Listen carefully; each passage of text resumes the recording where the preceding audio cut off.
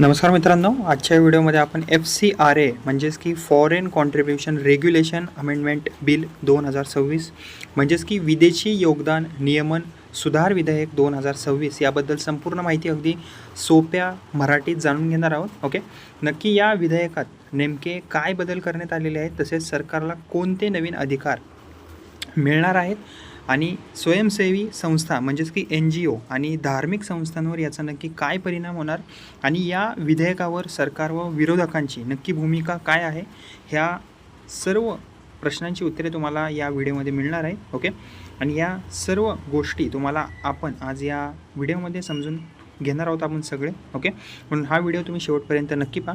आता जर आपण सर्वप्रथम बघितलं FCRA नक्की म्हणजे काय, ओके, याविषयी जर आपण बघितलं तर FCRA म्हणजे फॉरेन कॉन्ट्रीब्युशन रेग्युलेशन ॲक्ट, मराठीत याला काय म्हणतात, विदेशी योगदान नियमन कायदा असे याला म्हणतात. ओके, आता याचा जर अर्थ बघितला तर म्हणजेच की भारतातील एखाद्या संस्थेला किंवा NGOला जर परदेशातून पैसे किंवा आर्थिक मदत मिळत असेल, ओके, तर त्या निधीचा वापर कसा करायचा त्यावर सरकारचे नियंत्रण ठेवणारा हा कायदा आहे.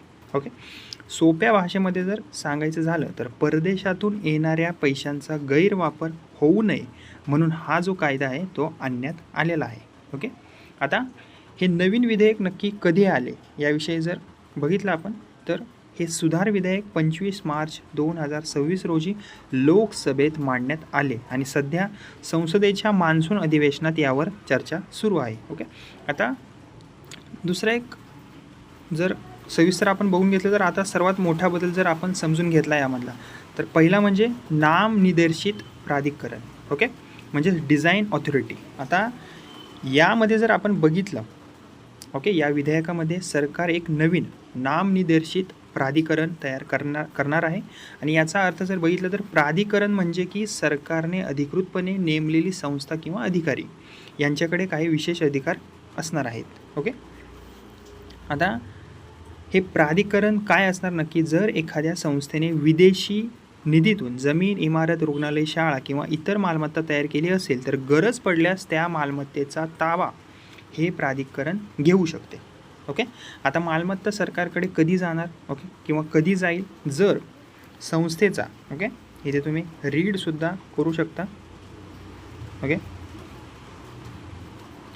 जर संस्थेचा FCRA परवाना रद्द झाला किंवा संस्थेने स्वतःहून परवाना सोडला किंवा वेळेत परवाना नूतनीकरण केलं नाही तर विदेशी निधीतून तयार झालेली मालमत्ता सरकारच्या या प्राधिकरणाकडे जाईल. ओके,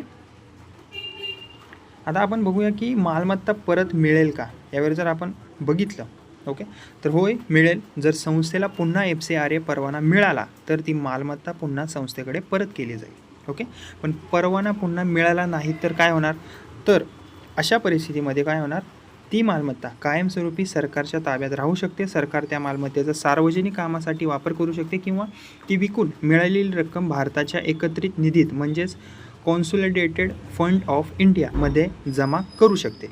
ओके, सोपा अर्थ बघितला जर कॉन्सोलिडेटेड फंड ऑफ इंडिया म्हणजेच काय, देशाच्या सरकारचा मुख्य सरकारी निधी. ओके,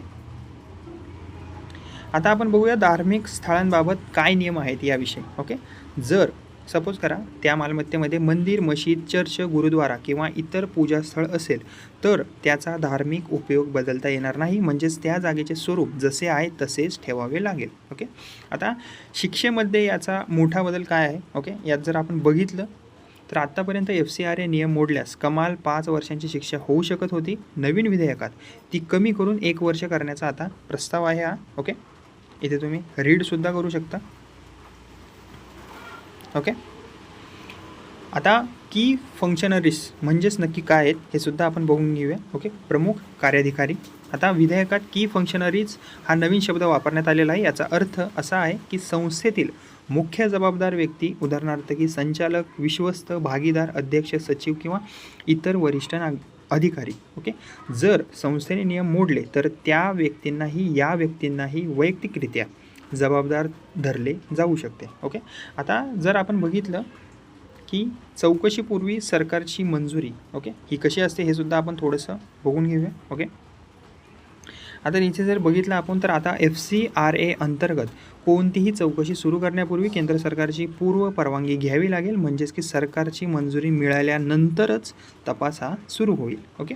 आता जर आपण नवीन FCRA नियम जर बघितला, नवीन FCRA नियम 2026, आता यामध्ये सरकारने जून 2026मध्ये नवीन नियमही जाहीर केलेले आहेत. पहिला म्हणजे की नोंदणीची मर्यादा. ओके, नोंदणीची मर्यादा.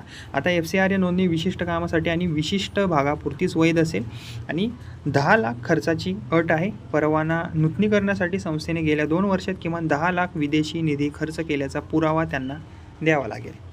तसेच अधिक माहिती जाहीर करावी लागेल त्यांना. ओके, संस्थांना आता त्यांच्या वेबसाईटवर आणि इतर माध्यमांवर ही माहिती जी आहे ती द्यावी लागेल. पैसा कुठे खर्च झाला, कोणत्या प्रकल्पावर खर्च झाला, शेवटचा विदेशी देणगीदार कोण होता, सोशल मीडियाची सुद्धा माहिती त्यांना द्यावी लागणार आहे. ओके, नंतरचा नियम म्हणजे की धर्मांतराबाबत स्पष्ट नियम. ओके, सरकारने स्पष्ट केले आहे की धार्मिक काम करण्यास परवानगी असेल, पण धर्मांतरासाठी विदेशी निधी वापरता येणार नाही.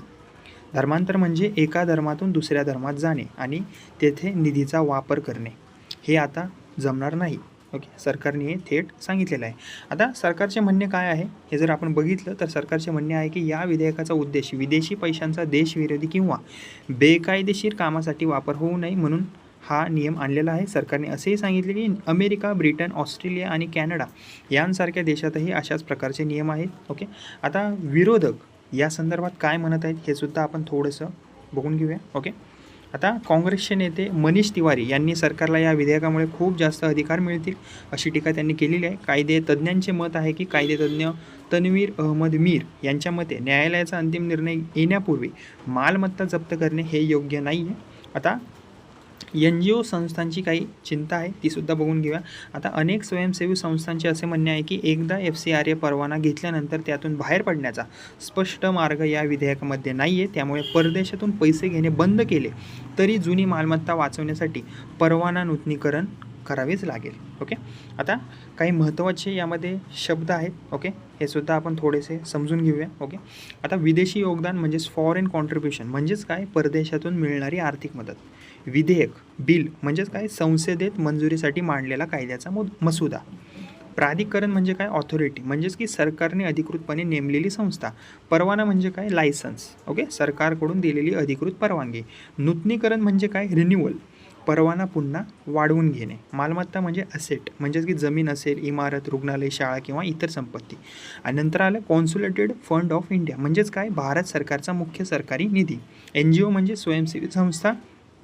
की फंक्शनरीज म्हणजे संस्थेतील प्रमुख जबाबदार अधिकारी. ओके, आता काही आकडेवारी आपण बघून घेऊया. ओके, जर आपण बघितलं 2024-25 पर्यंत, ओके, सक्रिय FCRA परवानाधारक संस्था होत्या 16,200. वार्षिक विदेशी निधी 22,963 कोटी. रद्द झालेले परवाने 22,498. कालबाह्य झालेले परवाने 15,212. ओके, तर यावरून मित्रांनो असं समजून येतं की FCRA सुधार विधेयक 2026 हे विदेशी निधीवर अधिक नियंत्रण ठेवण्यासाठी आणलेले महत्त्वाचे विधेयक आहे. एका बाजूला सरकारचा दावा आहे की यामुळे विदेशी निधीचा गैरवापर रोखता येईल, तर दुसऱ्या बाजूला विरोधकांचं असं म्हणणं आहे की आणि अनेक स्वयंसेवी संस्थांनी या विधेयकामुळे सरकारला अधिक अधिकार मिळतील आणि संस्थांवर दबाव वाढू शकतो अशी जी चिंता आहे ती व्यक्त यांनी केलेली आहे. हे विधेयक सध्या संसदेत विचाराधीन असून अंतिम मंजुरीनंतरच त्यातील तरतुदी ज्या आहेत त्या लागू होतील. जर मंडळींनो तुम्हाला ही माहिती उपयुक्त वाटली असेल तर व्हिडिओला लाईक करा. माझे बडी नावाचं चॅनल आहे त्याला प्लीज सबस्क्राईब करा आणि अशाच महत्त्वाच्या कायदे, सरकारी योजना आणि ताज्या घडामोडींचे सोप्या मराठीत अपडेट्स मिळवण्यासाठी आमच्यासोबत नक्की जोडलेले राहा. धन्यवाद.